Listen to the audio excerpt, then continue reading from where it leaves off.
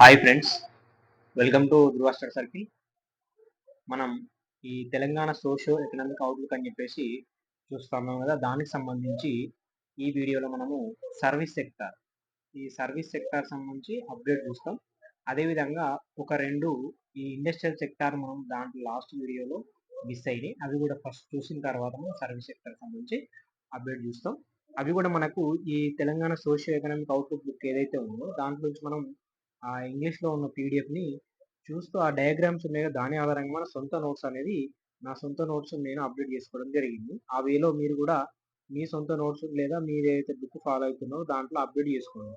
ఈ Telangana socio economic outlook book పట్టుకొని మనము దాన్ని కుస్తీ పట్టడం బట్టి పట్టడం చేస్తే మన రివిజన్ టైంలో మనకైతే అది సెట్ అవ్వదు. సో మన నోట్స్లో లేకుంటే పేపర్లో ఏదో విధంగా ఒక రకంగా అప్డేట్ అయితే చేసుకోవాలి. సెక్టార్ వైజ్గా అంటే మన టాపిక్ వైజ్గా చేసుకోవాల్సి ఉంటుంది.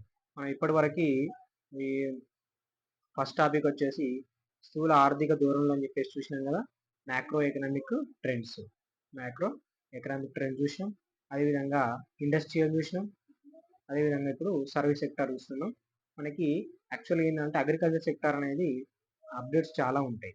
తెలంగాణకు సంబంధించి చాలా నోట్స్ రాయాల్సి ఉంటుంది.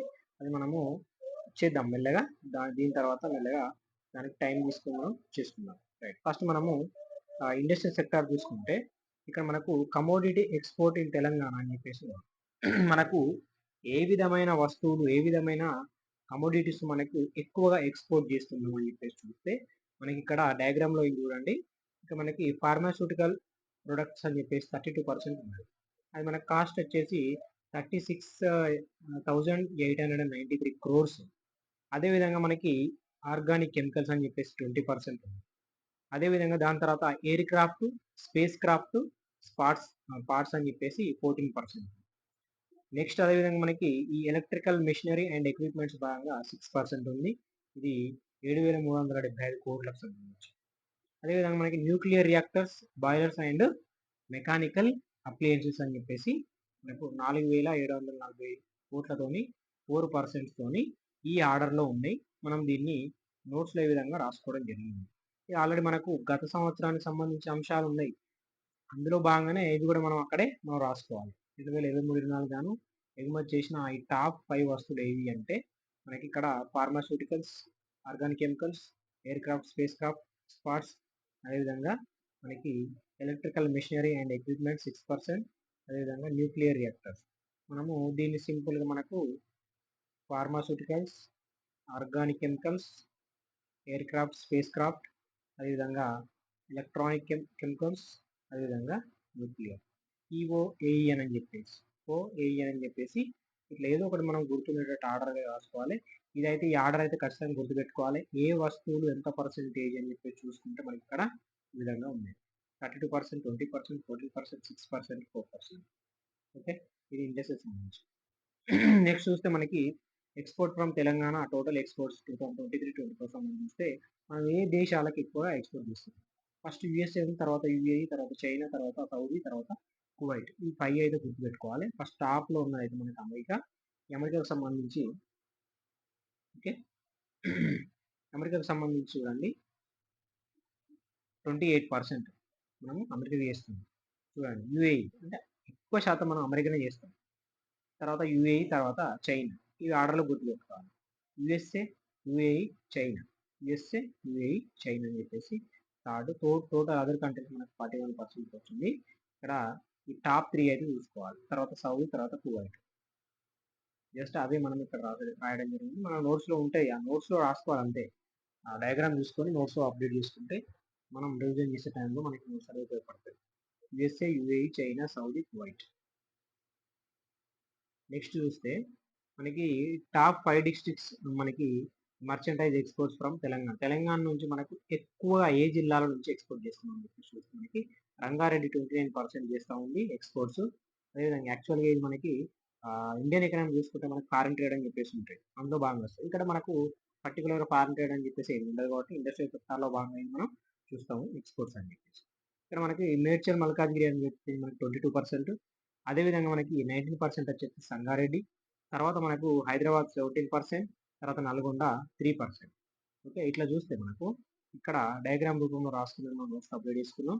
ఆర్ఎంఎస్హెచ్ అని చెప్పేసి రంగారెడ్డి, మేడ్చల్, సంగారెడ్డి, హైదరాబాద్, నల్గొండ. ఇవి టాప్ 5 జిల్లాల నుంచి మనకి ఎగుమతులు ఆర్ఎంఎస్హెచ్ఎస్. రంగారెడ్డి, మేడ్చల్, సంగారెడ్డి, హైదరాబాద్, నల్గొండ అని చెప్పేసి 29% రంగారెడ్డి చేస్తా ఉంది, 22% మేడ్చల్ చేస్తా ఉంది ఎక్స్పోర్ట్స్, 19% సంగారెడ్డి, 17% హైదరాబాద్, 3% నల్గొండ. చాలా డిఫరెన్స్ ఉంది. ఇది నా మేజర్ 4 జిల్లాలు ఉన్నాయి: రంగారెడ్డి, మేడ్చల్, సంగారెడ్డి, హైదరాబాద్.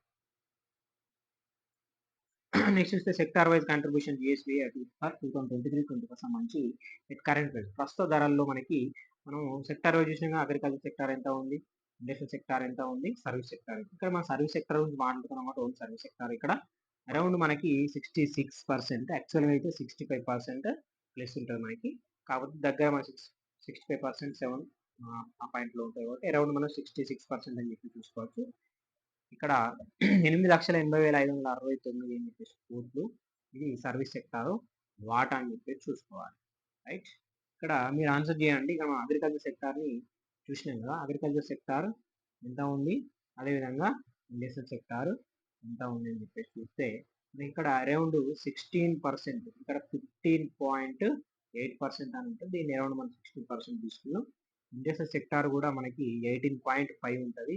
ఇక్కడ 18.5 అంటే మనకు 19% తీసుకోవడం జరిగింది. 19% అనేది రైట్. ఇక్కడ చూస్తే దాన్ని మనం రాయలేదండి. ఓకే, దెన్ ఈ రాష్ట్రం రాయకున్నది జస్ట్ మనం ఏం చూసుకోవాలా, జస్ట్ సర్వీస్ సెక్టర్ అనేది 66% కాంట్రిబ్యూషన్ అని చెప్పేసి చూడాలి వాటా. ఓకే, లో రైట్. ఇది మనం చూస్తే ఇక్కడ ఈ గ్రోత్ రేట్ అనేది మనకి సర్వీస్ సెక్టార్లో భాగంగా తెలంగాణ మరియు ఇండియా ఏది మనకి కరెంట్ ప్రైజెస్ లో భాగంగా మనకి ఏ విధంగా ఉంది చూడండి. తెలంగాణ 2022-23 గాను 23-24 గాను గ్రోత్ రేట్ ఏది మీకు ఇక్కడ తెలంగాణ సంబంధించి 2022-23 గాను 7,68,384 ఉంటే మనకు 8,80,569 అని చెప్పేసి సర్వీస్ సెక్టార్లో భాగంగా మనకి గ్రోత్ వచ్చింది. ఇక్కడ మనకు టోటల్గా గ్రోత్ ఎంత అంటే 14.6. మరి ఇండియాలో చూసుకుంటే మాత్రం జస్ట్ 9.5. ఆల్రెడీ మన ఇండస్ట్రీ సెక్టార్లో భాగంగా దీని గురించి మాట్లాడినాం. గ్రోత్ రేట్ ఎంత ఉంది ప్రస్తుత ధరలో అంటే మనకి 9.5 అని చెప్పేసి చూసినాం మనము. ఇక్కడ ఆల్ ఇండియాకి సంబంధించి చూస్తే 1,33,60,60,808 అని చెప్పేసి 2022-23 సంబంధించి 23-24 సంబంధించి 1,46,35,339 అని చెప్పేసి ఇక్కడ కోట్లు ఇది. ఓకే, అమౌంట్ ఇక్కడ గ్రోత్ రేట్ చూసుకుంటే తెలంగాణదేమో 14%, ఇండియాదేమో మనకి 9.5 అని చెప్పేసి చూసుకోవాలి. ఇది నెక్స్ట్ చూస్తే కాంట్రిబ్యూషన్ సబ్ సెక్టార్. ఈ సబ్ సెక్టార్ మీద కాంట్రిబ్యూషన్ ఏ విధంగా సబ్ సెక్టార్స్ అంటే మనకి సర్వీస్ సెక్టార్లో భాగంగా ఉంటాయి కదా, trade, repair, hotels and restaurants అని చెప్పేసి, అదేవిధంగా transport, storage, communication service sector అని చెప్పేసి, బ్రాడ్కాస్టింగ్, ఫైనాన్షియల్ సర్వీస్ అని చెప్పేసి, అదేవిధంగా మనకు రియల్ ఎస్టేట్ ఓనర్షిప్ బిల్డింగ్ అని చెప్పేసి, తర్వాత పబ్లిక్ అడ్మినిస్ట్రేషన్ అని చెప్పేది, అదేవిధంగా మనకి ఇక్కడ అదర్స్ అని చెప్పేసి ఉన్నాయి. అందులో చూస్తే ఇక్కడ మనకి 23-24 చూద్దాం. ఫస్ట్ మనకి మేజర్గా ఏది ఉంది 29% అనేది trade, repair, hotels and restaurant. ఇది ఎక్కువ అండి. ఈ వ్యాపారం కావచ్చు, రిపేర్ సంబంధించి కావచ్చు, హోటల్స్ అండ్ రెస్టారెంట్స్ కావచ్చు, ఎక్కువ మేజర్గా మనకి రెగ్యులర్గా వాటి మీద సర్వీస్ సెక్టార్ అనేది ఎక్కువ బెనిఫిట్ అనేది వస్తూ ఉంటుంది. నెక్స్ట్ చూస్తే మనకి 11% అని చెప్పేసి ఈ ఇయర్ మనకు transport, storage, communication and service related సంబంధించి. నెక్స్ట్ ఫైనాన్షియల్ సెక్టార్, బ్యాంకింగ్ కావచ్చు, ఇన్సూరెన్స్ కావచ్చు, దానికి సంబంధించి 7.6.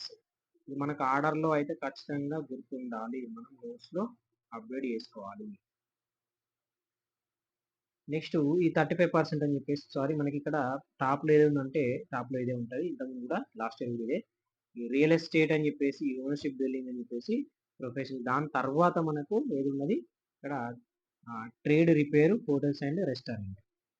ఓకే, ఇది ఫస్ట్, సెకండ్, అదేవిధంగా మనకు థర్డ్ వచ్చేసి అదర్ సర్వీస్, ఫోర్త్ వచ్చేసి transport. Okay, fifth place financial sector, తర్వాత పబ్లిక్ అడ్మినిస్ట్రేషన్. ఓకే, ఇది మనం గుర్తుపెట్టుకోవాలి. 26%. ఇది నేను చెప్పేది మనకి 23-24 సంబంధించి. మనకు 22-23లో అయితే సేమ్ ఉన్నాయి, ఆల్మోస్ట్ సేమ్.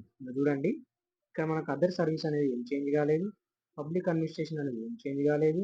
మనకి ట్రాన్స్‌పోర్ట్, స్టోరేజ్, కమ్యూనికేషన్ అనేది కూడా ఏం చేంజ్ కాలేదు. ఇది మాత్రం కొంచెం, కొంచెం దగ్గర చేంజ్ అయ్యి ఇది ఆల్‌మోస్ట్ సేమే ఉంది. సో, మనకు చేంజ్ అనేది కూడా పెద్దగా ఏం లేదు. ఆల్‌మోస్ట్ దగ్గర దగ్గర ఉంది. 36%, 35%. 27 నుంచి 29 ఏది పెరిగిందంటే trade, repair, hotels and restaurant అండి. కొంచెం డిఫరెన్షియేట్ వచ్చింది చూసుకోవాలి. మనం ఇక్కడ నోట్‌లో రాసినాం. ఇక్కడ వృద్ధి రేట్లు చూస్తాం కదా! 2022, 23 సంబంధించి గ్రోత్ రేట్ 14%, 9% ఉంది తెలంగాణ. నెక్స్ట్ సివిల్ రంగానికి గల వాటాలు చూస్తే మనకి చూసినాం కదా! 35% అనేది నంబర్ 1. ఇది number 2 trade and repair hotels. ఇది మనం నోట్స్‌లో అప్డేట్ చేసుకోవాలి. Third place, fourth place, fifth place, sixth place. Okay. Next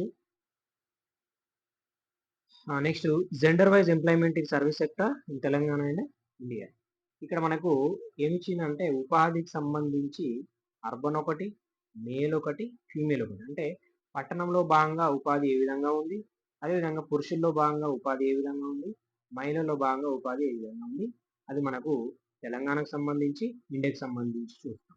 అట్లా చూస్తే మనము చూడండి ఇక్కడ ఇట్లా నోట్స్‌లో రాసుకుంటే క్లారిటీ వస్తుంది. ప్రతిది బొమ్మలో చదవలేం మనం.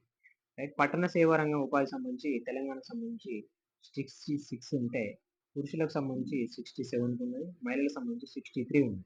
ఇవి ఒక దగ్గర రాసుకుంటే ఇట్లా ఉంటాయి. మనం నోట్స్‌లో ప్రతిదీ మైండ్‌లో ఉండకపోవచ్చు కానీ టేబుల్ చూసుకున్నప్పుడు ఓకే. పట్టణ 66, పురుషుల 67, మహిళల 63 అని చెప్పేసి తెలంగాణ సంబంధించి. ఇండియాకి సంబంధించి చూస్తే పట్టణ ఉపాధి సంబంధించి 62%, పురుషుల ఉపాధి సంబంధించి 61%, మహిళల ఉపాధి సంబంధించి 62%. అంటే ఇక్కడ పట్టణ ఉపాధి కంటే ఎక్కువ మహిళల ఉపాధి ఉందని చెప్పి చూసుకోవాలి ఇండియాకి సంబంధించి. మరి అదే తెలంగాణకు సంబంధించి అయితే మనకు పురుషుల ఉపాధి ఎక్కువ ఉంది పట్టణ ఉపాధి కంటే. అంటే ఇక్కడ తెలంగాణకు సంబంధించి పురుషులది, ఇండియాకి సంబంధించి మహిళలది. అదేవిధంగా మనకి ఇక్కడ ఒకటి బూమింగ్ అండ్ ప్లాట్ఫామ్ ఎకనామీ అని చెప్పేసి ఇచ్చింది. Gig economy and platform economy. Gig economy అంటే మనకి ఈ పార్ట్ టైమ్ ఎంప్లాయీస్ ఉంటారు కదా! ఈ అమెజాన్ కానీ, ఫ్లిప్‌కార్ట్ కానీ ఇలాంటి వాళ్ళు మనకి గిగ్ ఎకనామిక్ వర్కర్స్ అని చెప్పేసి ఉంటారు. గిగ్ వర్కర్స్ అని చెప్పేసి. అదేవిధంగా మనకి ఆన్‌లైన్ సాఫ్ట్‌వేర్ గానీ, డిజిటల్ ప్లాట్‌ఫామ్‌కి సంబంధించి ఈ ప్లాట్‌ఫామ్ శ్రామికులు అని చెప్పేసి ఉంటుంది. అట్లా మనకి నీతి ఆయోగ్ నివేదిక ప్రకారం 2022కి 2021లో మనకు 7.7 మిలియన్ మంది శ్రామికులు నిమగ్నమైందని చెప్పేసి. దీని మీద మనకు రీసెంట్‌గా మనకు రాజస్థాన్ రాష్ట్రం అనేది చట్టం చేసింది. గిగ్ వర్కర్ చట్టం అని చెప్పేసి. ఫస్ట్ స్టేట్ అని చెప్పేసి గుర్తుపెట్టుకోవాలి. దాని తర్వాత వేరే స్టేట్స్ కూడా చేసింది. ఫస్ట్ అయితే రాజస్థాన్ గుర్తుపెట్టుకోవాలి. ఈ గిగ్ వరకు సంబంధించి 2029, 30 నాటికి మనకు 23.5 మిలియన్స్ మనకి పెరుగుతదట. అంటే ఉపాధి చాలా మందికి కలిగిస్తుంది ఈ గిగ్ ప్లాట్‌ఫామ్ అని చెప్పేసి చూసుకోవాలి. రైట్. ఇవి మనకి ఇట్లాంటివి మనం రాసుకునే అప్డేట్స్ మన మ్యాటర్ రూపంలో కొన్ని ఉంటాయి. అవి మనకి నంబర్స్ వైస్ కాకుండా మ్యాటర్ రూపంలో మనం జస్ట్ ఒకసారి చదివేసుకుంటే సరిపోతుంది. మనకు కంప్లీట్‌గా సర్వీస్ సెక్టార్ సంబంధించిన అంశాల అప్డేటు. మీరు వీలైతే వీడియో మీకు గనుక నచ్చితే ఖచ్చితంగా లైక్ చేయండి, కామెంట్ చేయండి. ఓకే. నెక్స్ట్ వీడియోలో మళ్ళీ నెక్స్ట్ టాపిక్‌తో కలుద్దాం. ఓకే. Thank you.